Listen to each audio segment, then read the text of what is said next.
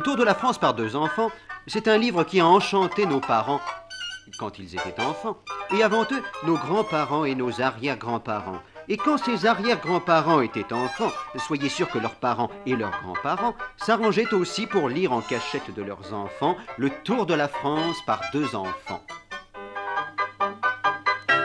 Si bien qu'on ne compte plus les générations qui ont ri, frémi et pleuré aux aventures d'André et de Julien depuis 80 ans.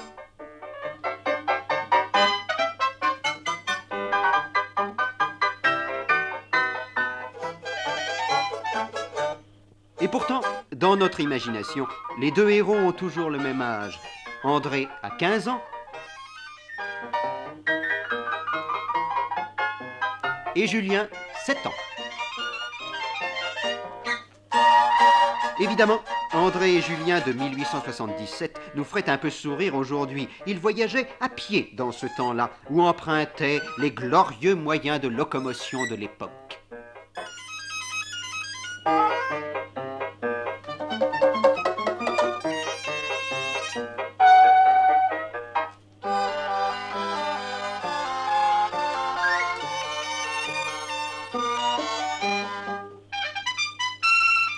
Non, André et Julien, tels que vous allez les voir, sont bien des enfants de 1957, de vrais garçons du siècle de la vitesse. Et pourtant, leur histoire est toujours la même, ou presque. Nous avons même tenu à conserver les maximes morales qui précèdent chacun des chapitres dans le livre de jadis, en espérant qu'elles ne vous feront pas trop sourire. Voici celle du premier chapitre. La vie entière est un voyage où l'on rencontre à chaque pas des difficultés nouvelles.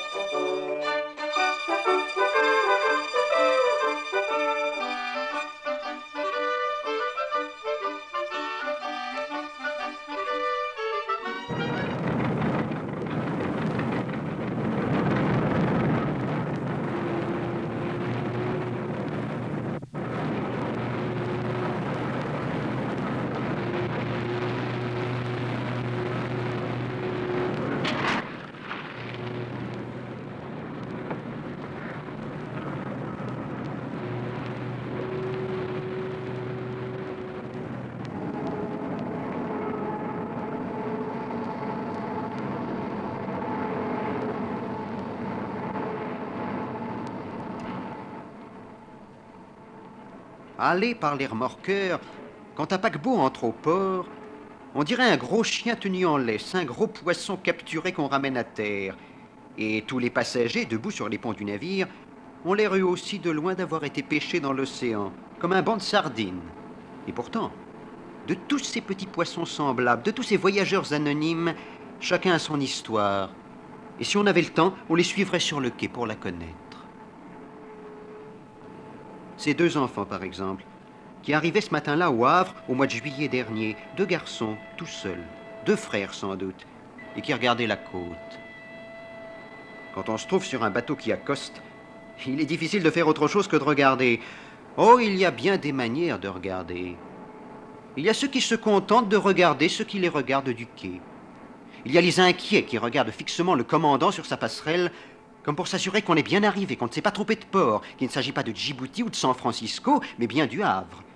Il y a les curieux qui regardent la manœuvre d'accostage, les éternels pressés qui ne regardent que leur montre, il y a les blasés qui ne regardent rien du tout. Nos enfants, eux, regardaient devant eux, très loin, même pas le quai, même pas la ville, la France.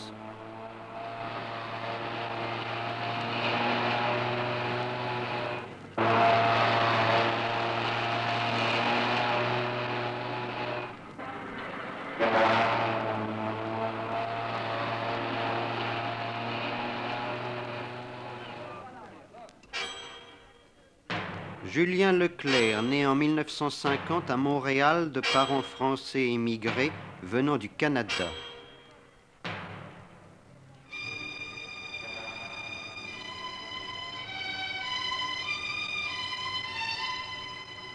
André Leclerc, né en 1942 à Lyon. André avait bien envie de répondre « Mais oui, c'est bien moi, monsieur André Leclerc. Et vous, comment vous appelez-vous et comment va la France ?» Mais le commissaire n'était pas là pour qu'on lui pose des questions. Il aurait fallu lui expliquer qu'il était le premier Français à qui André et Julien parlaient. Ça compte, ces choses-là, mais le commissaire avait autre chose à penser. C'est tout droit, les enfants. La France, tout droit.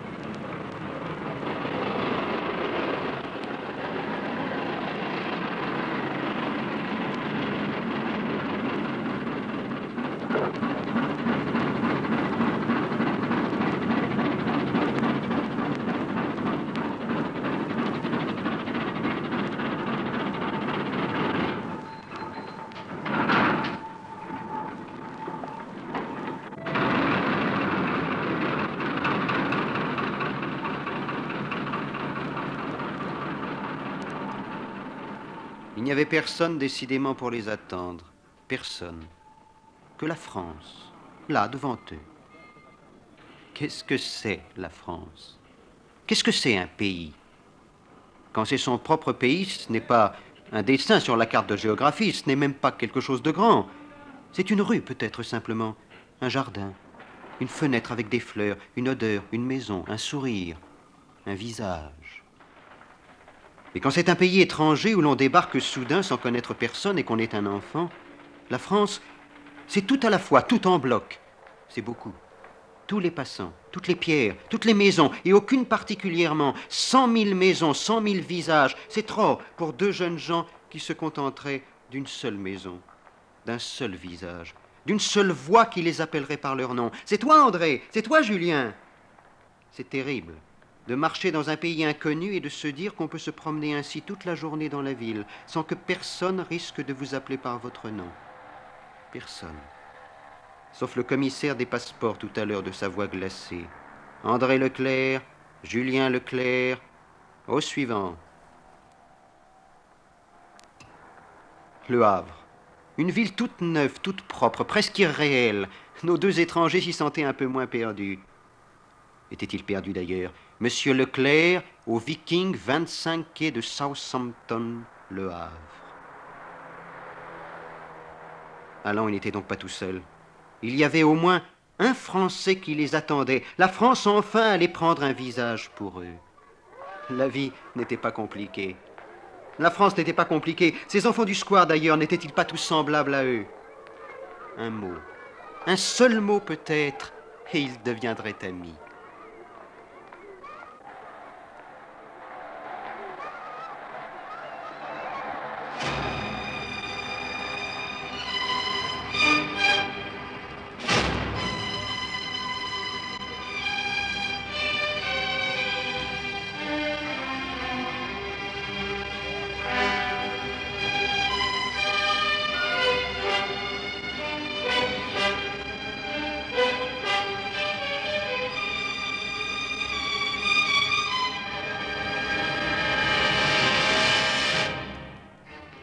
Au bout d'une heure, il s'était perdu tout à fait.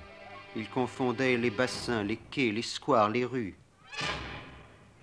Non, c'est trop loin, disait Julien. Je veux retourner au Canada. C'est trop compliqué, la France.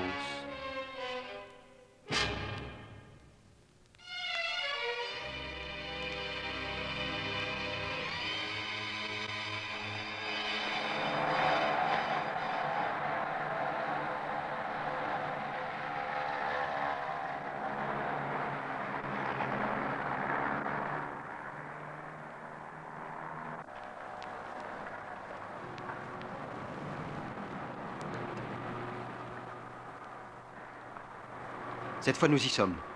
Monsieur Leclerc, au Viking, 25 quai de Southampton. Leclerc, un parent sans doute. Du coup, nos enfants ne se sentent plus des touristes, des voyageurs, des passagers, des étrangers. Mais deux enfants comme les autres qui ont un nom, une famille, une vie à eux. Et cette vie commence là-bas, tout près, de l'autre côté de la vitrine.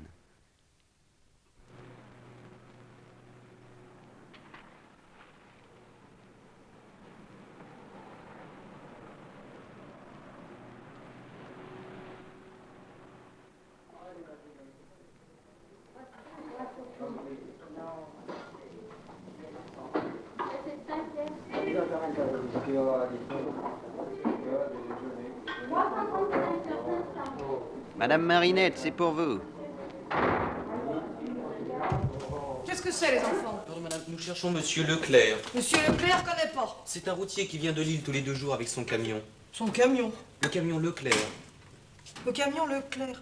Ah, bah c'est Georges. Oui, la remorque bleue, quoi. Bah c'est Georges, moi les noms, je les connais pas. Un grand gars solide avec une casquette? Une casquette? Je ne Non, sais enfin, pas. t'inquiète pas, il sera là ce soir, il arrive vers 10h. Ah bon, merci, madame. Ah, tu penses si je le connais, Georges? C'est un gars solide. Madame, Oui? c'est ici la France? Ici, c'est Le Havre, mon petit bonhomme. Mais c'est déjà la France. Oui? Il faut vous dire qu'on arrive du Canada par bateau. Tous les deux seuls? Oui, madame. Ah, qu'est-ce que vous lui voulez à Georges? Monsieur Leclerc, c'est notre oncle. C'est l'oncle François, monsieur Leclerc. Ah, ton oncle. Alors, il t'a sûrement parlé de moi. Mme Marinette, non? Je ne sais pas. Enfin, ton oncle, c'est un homme solide. Je ne sais pas. Ah, bah, tu sais pas grand-chose, toi, décidément. C'est que c'est notre oncle, mais on ne l'a jamais vu. Vous l'avez jamais vu? Non, madame. Jamais. Bah, et lui, il vous a déjà vu? Non, bien sûr. Ah, bien sûr, t'es bête. Est-ce qu'il vous attend seulement? Non, on ne sait pas qu'on vient le voir. Vous avez son adresse, au moins? Non, mais mon père au Canada dit qu'on le trouverait sûrement ici. Bien sûr. Enfin, s'il venait pas, on ne sait jamais. Qu'est-ce que tu ferais? Je ne sais pas, madame. Tu ne sais pas?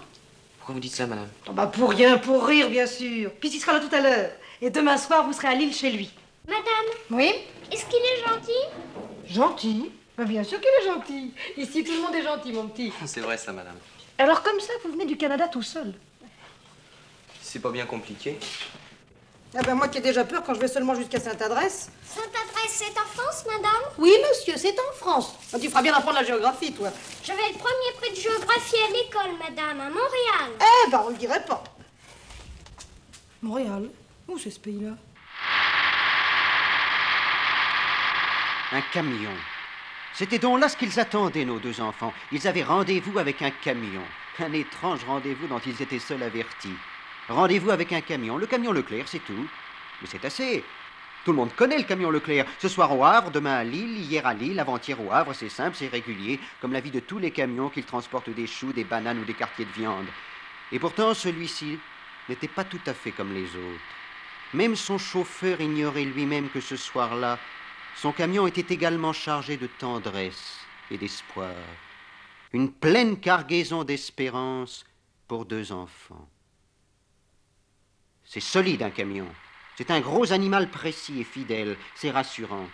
Ça ne risque pas de se perdre, de vous faire faux bond, de s'escamoter sur la route. C'est tranquille et solide comme une maison. Une maison qui marche. Et le chauffeur de ce camion, on l'imagine aussi tranquille. On ne le voit pas en train de prendre des chemins de traverse, de flâner, de brûler les étapes, d'oublier l'horaire, de manquer les rendez-vous. Ah, il ne se doutait pas de ce qu'il allait trouver ce soir, le chauffeur du camion, en arrivant. On allait lui dire: « C'est vous, l'oncle Leclerc? Vous ne nous attendiez pas? Nous sommes vos neveux. » Tes neveux, mon oncle. Une drôle de cargaison qu'il va falloir charger. Il va falloir leur trouver une petite place entre les choux-fleurs et les artichauts, entre la boîte de vitesse et la boîte à outils. Et peut-être qu'il y pensait à cette heure, le chauffeur, à ses lointains neveux du Canada. Ou plutôt sans doute qu'il ne pensait à rien. Il avait déjà les yeux pleins de sommeil, il pensait tout simplement qu'il était à l'heure, comme d'habitude, et que la fin du voyage approchait, comme tous les chauffeurs de tous les camions à la même heure sur toutes les routes de France. Visiblement, des enfants, il avait de quoi en charger des douzaines pour les emporter à l'autre bout du monde.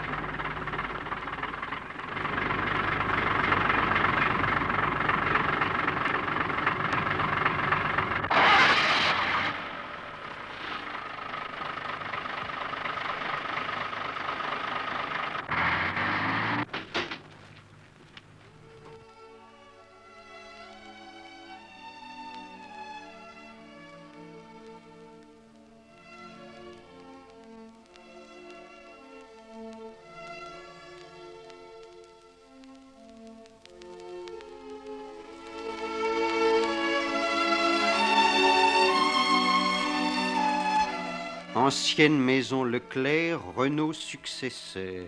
Et voilà. Il suffit d'un coup de pinceau sur la porte d'un camion pour tout changer. Leclerc connaît pas. Ah non, ce n'était pas possible. Il savait peut-être quelque chose de l'oncle, ce qu'il faisait au moins s'il était encore à Lille. Il fallait lui courir après, le questionner, le presser de s'expliquer. Mais André ni Julien n'en avaient le courage. Il serait plutôt resté toute la nuit à tourner autour de ce camion vide comme s'il avait encore quelque chose à révéler. Et puis où voulez-vous aller? Pour eux désormais il y avait là-bas le Canada, le pays de leur enfance, là-bas au bout du monde. Et ici la France, un pays ce soir sans sourire et sans visage.